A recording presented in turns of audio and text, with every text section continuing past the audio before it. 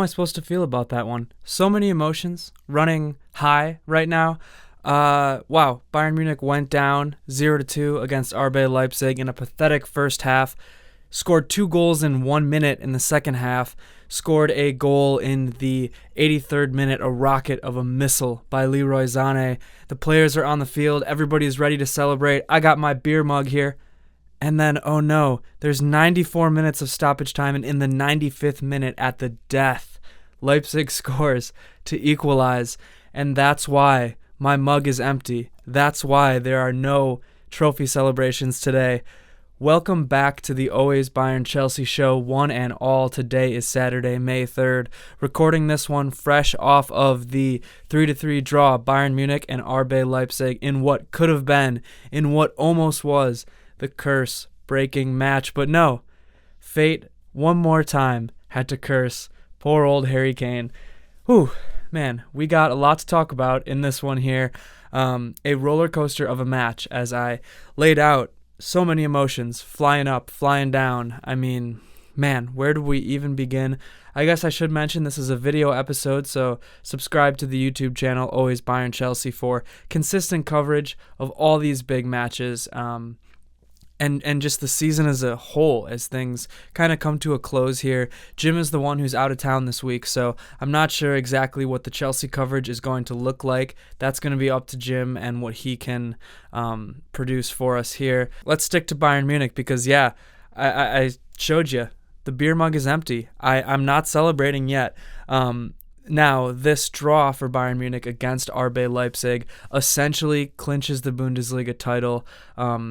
Right now, Leverkusen plays tomorrow, so they have 3 matches left. Bayern Munich has 2 matches left, and Bayern Munich sits ahead of Bayer Leverkusen right now by 9 points. If Leverkusen wins tomorrow, it'll be 6 points, meaning that even if Bayern were to lose their last 2 games, Leverkusen were to win their last 3, and then they would be even on points. Bayern has a better goal differential by 30 goals right now, so essentially, you know, if Leverkusen wins every match by 10 goals and Bayern completely chokes, then Leverkusen will be champions. But it's highly, highly unlikely that will happen. Damn near impossible. I can't say impossible, but damn near impossible. So we kind of all knew that Bayern Munich was going to end up as champions these last couple weeks, and that's still how things are looking. But the trophy has not been officially presented because of that crazy match that just happened. Okay, let me start with Vincent Kompany's lineup for this one. As you may know if you have listened to this show, Harry Kane was suspended after a BS yellow card last week, making it his 5th yellow card of the season, suspending him for a match. He did travel with the team, which was nice. They certainly showed him up in the stands looking dejected, and then down on the pitch looking like he was about to celebrate with the team until that last-minute equalizer. Yeah, we don't need to talk about it too much anymore, but I think it was a bad call to give him that yellow last week and suspend him for this match. Really a nitpicky thing that if you are to call time-wasting yellows like the one that Kane got, you'd be giving out about 25 yellows every match. So that's in the past now. Let's talk about how Kompany set up Bayern Munich for this one, because it was a little bit of a weird lineup. Obviously, you have so many injuries on the back line that, the defense isn't going to be, on point or used to playing with each other no matter what you do. But what ended up happening was sort of SofaScore has it listed as a 4-4-2. It was almost kind of like a 4-2-2-2. And then in possession, out of possession, the shape completely changed. It was a back 3 like Bayern usually does at times with Kimmich moving back there. So, I'm going to list off what the lineup is on SofaScore, but just know that it didn't really function in this way. You have Jonas Urbig as the keeper. I actually thought that Neuer was going to play today. He had been training with the team, so I figured that he was going to be the one getting the call, but no, it was Urbig again. And Urbig, yeah, he played like a rookie. He had a bad mistake that led to that first goal, but really, the whole back line in that first half was not on the same page, so I'm not blaming him solely for the woes of this defense in that first half, but yeah, we saw just an out of position line. We saw Leimer at left back. Leimer's a midfielder, been moonlighting as a right back, doing a great job all season. He didn't have a bad match today, even as a left back. The center back combination was Josip Stanisic, who is a right back, can play left back, and now is playing center back, and Eric Dier. I thought Stanisic did pretty well, and I thought that Dier actually did great outside of some first half miscommunications and stumbles. Dier was actually probably one of our best players on the pitch. Sacha Boey at the right back, man, I feel bad for the guy. His time at Bayern has been bad. He was probably the worst player on the pitch today. He's just not a Bayern Munich caliber player at this point. It was a horrible decision by Christoph Freund last winter to go ahead and buy him and to pay 30 million for him.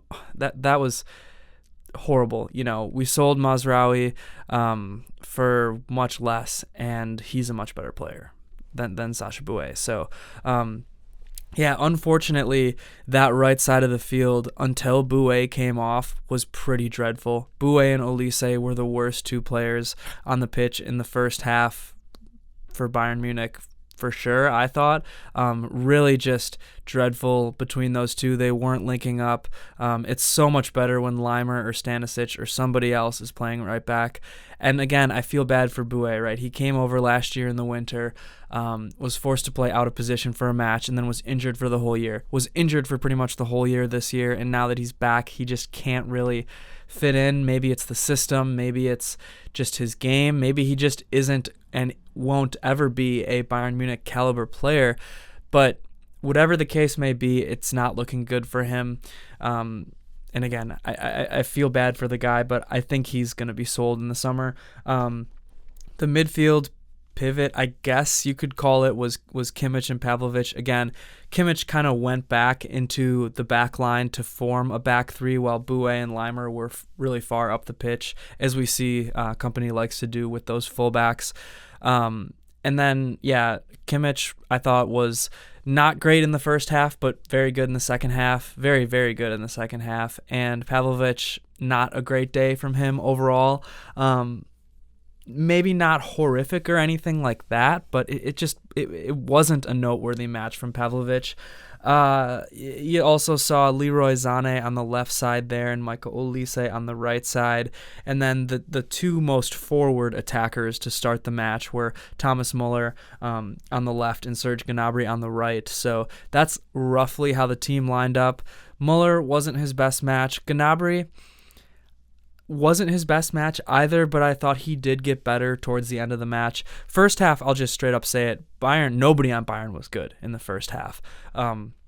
Really, really dreadful first half. They just looked like they weren't in sync. They just weren't on the same page. Maybe it was the formation. Maybe they had already won the title in their minds and started to celebrate. But yeah, it just wasn't great. The team just did not, like I said, that back line looked really poor in the first half. Luckily, whatever Kompany said to those boys in the locker room at halftime certainly changed things, because the team did look quite a bit better in that second half. Right off the rip, when this match starts, a minute in, maybe less than a minute, Jonas Urbig has a phenomenal save. Off of a corner, I want to say, Eric Dier kind of slips, and essentially Leipzig just has a point-blank shot at Urbig. Goes near post. Urbig, hey, watch the video episode for this, because I'll give you a real-time demonstration of what he did, but he kind of stuck out both his arms, and the ball hit one of his arms, and it was just a sweet, sweet save. But yeah, the first goal there in the 11th minute, I believe, for Leipzig was just an embarrassing, laughable miscommunication in the back line. Olise turns the ball over way too easily to start this Leipzig counter, which Leipzig was very good on the counter today. Their attacking players are very fast. This Leipzig team has a lot of talent on their roster. They haven't been able to put it together all year for long stretches of time and be a cohesive team like they should be. it's hard when you're Leipzig because their whole model is to buy guys, kind of like Dortmund used to do, develop their talent a little bit and then sell them for a profit. So, it can't be easy to build up chemistry when that's kind of your whole model. And like, there's teams that, Frankfurt, for example, they are very good at selling off their strikers, right? We just saw it with Omar Marmoush, and the last couple of years they've made a ton of money on strikers. But Frankfurt still has veteran guys. They still have like leadership glue guys, whereas Leipzig, yeah, their model is kind of just get this high-flying talent, develop it, and sell it for a profit. That being said, Olise loses the ball to start this counter, and then none of the center backs, Dier and Stanisic, pick up Benjamin Sesko at this point, who's streaking down, about to score. Neither Stanisic nor Dier pick him up, and Urbig is so far off his line. Like, Sesko kind of like chips it over his head, but also it was a good finish. Like, he was far away enough from the goal where it wasn't like just a simple chip shot. He actually had to have a nice finish, but Urbig was so far up and was off his line, and either thought that he could get to the ball or one of the center backs was going to pick up Sesko at that point, because just laughably bad right there. For that goal to happen. Second goal then comes in the 39th minute for Leipzig, and it was just off of a free kick. Nobody really played defense on Bayern. Just a simple kind of like cross in. I think Xavi Simons took the free kick, if I'm remembering correctly, and yeah, just led to another simple goal for Leipzig.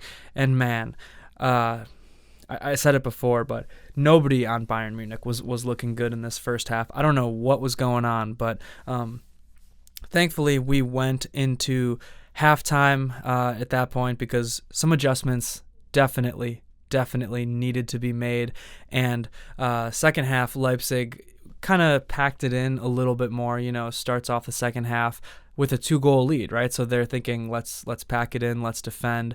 Bayern probably didn't even have a single big chance in the first half, maybe one, but I talked about how dreadful the defending was. The offense wasn't much better, to be honest with you. Nobody in the offense was doing good. Olise, like I said, was particularly poor. I thought that Sane was probably looking the best in the first half, was looking the most dangerous throughout the whole match. I guess, spoiler alert, I think Sane was the best player for Bayern Munich. He was the man of the match. So, I mean, even in the first half, he was not great, but he was better than, Olise, Muller, Gnabry. So that's how I'm looking at it. And then really the 60th minute is what I consider the moment of the match, which is some subs were made. Specifically, Sacha Boey came off, and also Thomas Muller came off, and then Kingsley Coman and Leon Goretzka came on. And that was where things really started to look better for Bayern. Kimmich kind of shifts into that right back position like more solidly, and Goretzka kind of falls into the midfield pivot with Pavlovic there. And then, Coman goes to that left side. Olise kind of pushes up a little bit more too. So, those like formation changes. And again, like, I don't want to say that, Bayern, Bayern's getting crushed only because of Sacha Boey, but he just didn't fit. And the positional changes that happened with those subs, it was like a switch went off, and Bayern Munich was way more in sync. They were way more aggressive. They were way more just direct in their attack. And their efforts were paid off. In the 62nd minute, we saw Eric Dier. Eric Dier, what do you know? The hero. I don't know why I like enunciated hero like that, but maybe to make it rhyme with what do you know? I don't know. I'm really just shooting off rip here, but Eric Dier has a wonderful header off of a corner, a Michael Olise corner, which, maybe this is a conversation for a different day, but Kimmich is not always the best at taking corners, and he takes 95% of Bayern's corners. So that's a number I pulled out of my ass, by the way. That's not a specific number, but it's not something like that probably. And so Olise takes this one, and it was a goal.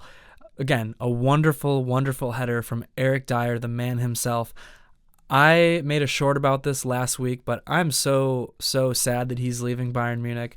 The guy just steps up. Every damn time his number is called, he steps up and he performs, and he's trying his hardest to drag this team across the finish line, to save a season. It's Eric Dier.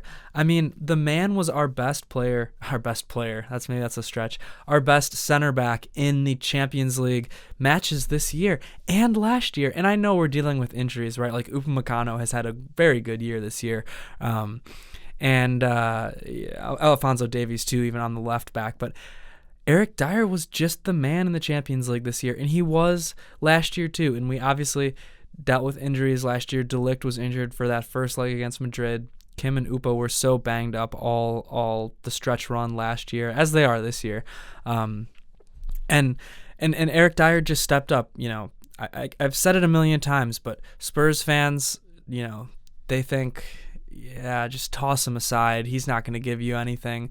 You know, even Bayern fans were skeptical. Anybody had the right to be skeptical. Dier's time at Spurs did not go well, but here he is in a Bayern jersey, reviving his career, about to win his first trophy too. Don't forget, Harry Kane isn't the only Spursy guy out there who doesn't have a trophy. Eric Dier is also about to win his first trophy, and man, oh man, does he deserve it.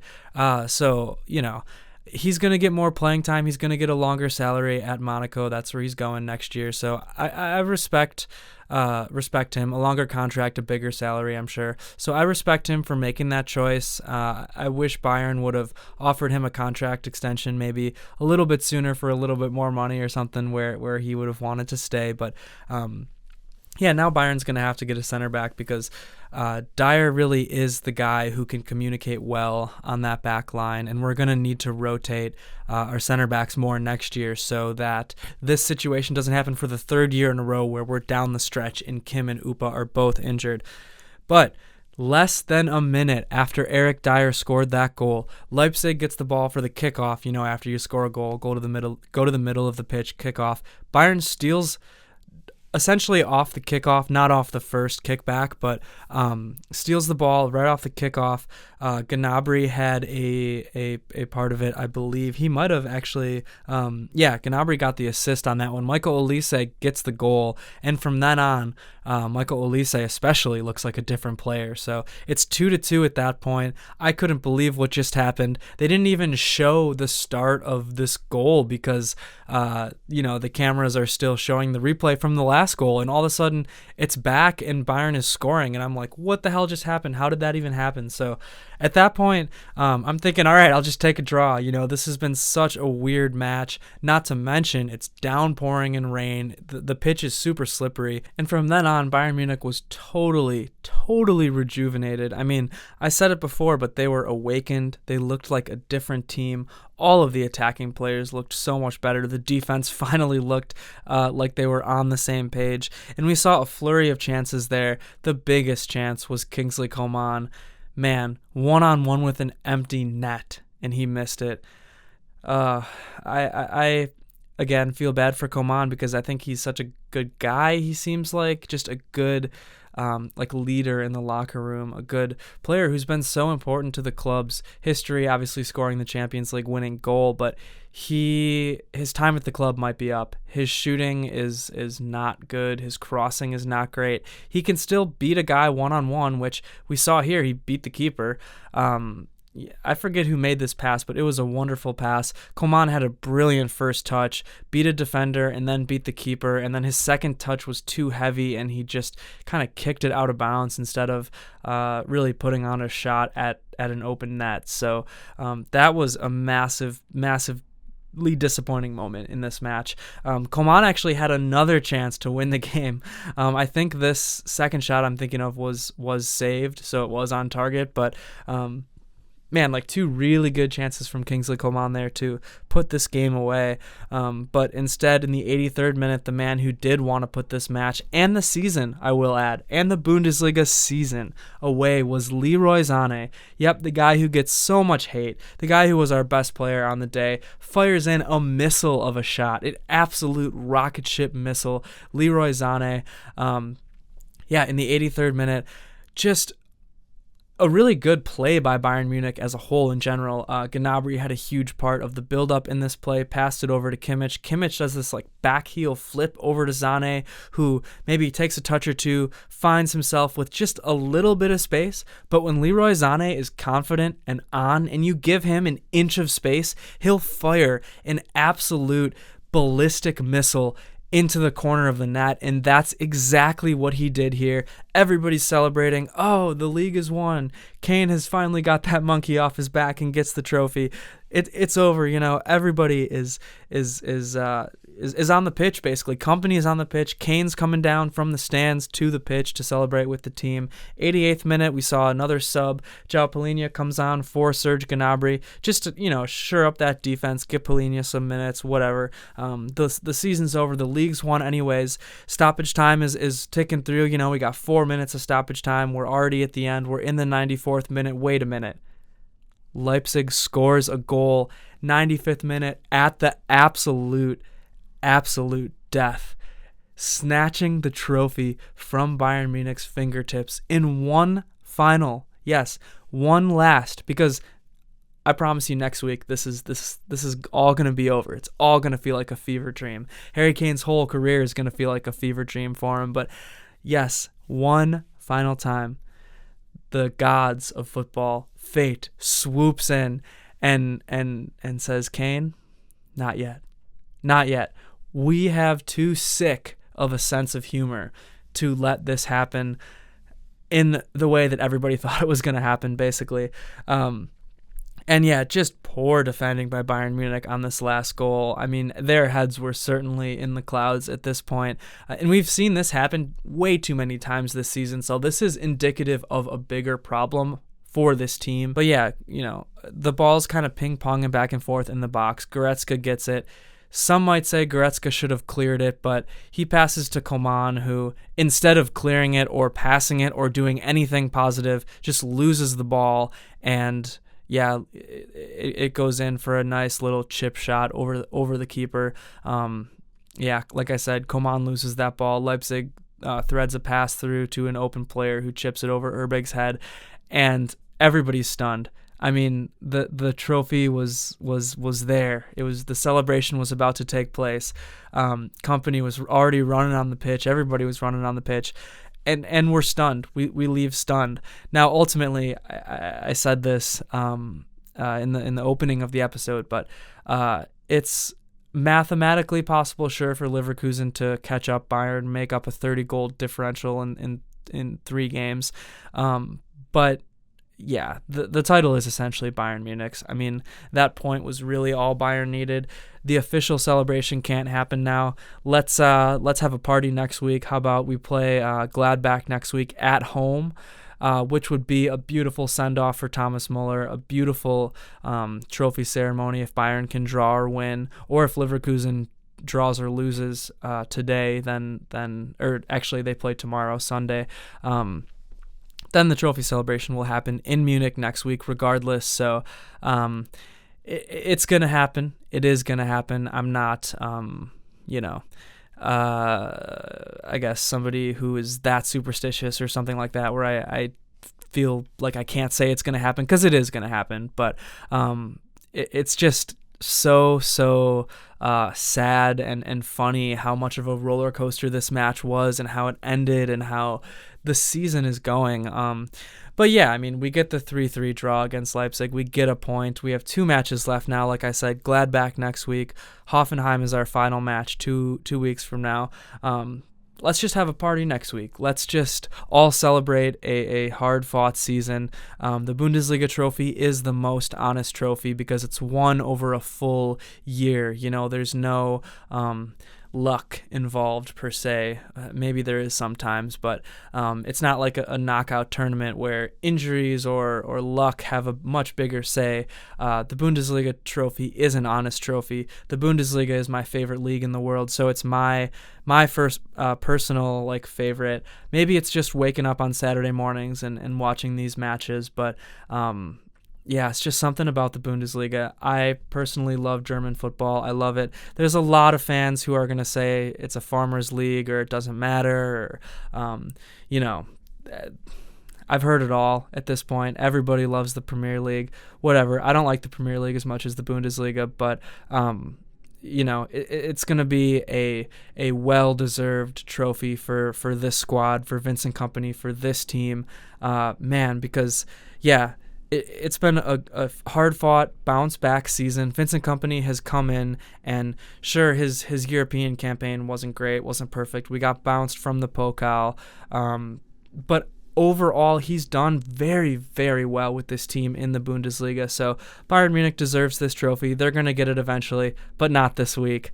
I'll have to fill this guy up here, this mug up here, if you're only an audio listener, I guess, a different day and celebrate. So, hey, maybe it'll be next week. Maybe we'll head down to the old German beer hall here in Milwaukee, Wisconsin, and have a party and celebrate in true fashion like we should. So, yeah, just a wild, bizarre roller coaster of a match today. I think that's where I'm going to leave it. We'll see what Leverkusen does tomorrow. We'll head home to the Allianz Arena to play Gladbach next week, and hopefully, Kane will be playing, and it'll be a real title celebration for a hard-earned trophy. That's about it for me today. And stay tuned. Subscribe to the YouTube channel, of course. Always Bayern Chelsea. We got so much good content for you coming up here. End of the season stuff. We got a lot of fun stuff planned, and we still got the Club World Cup, so don't forget about that. I'll send us off now. Mia san Mia.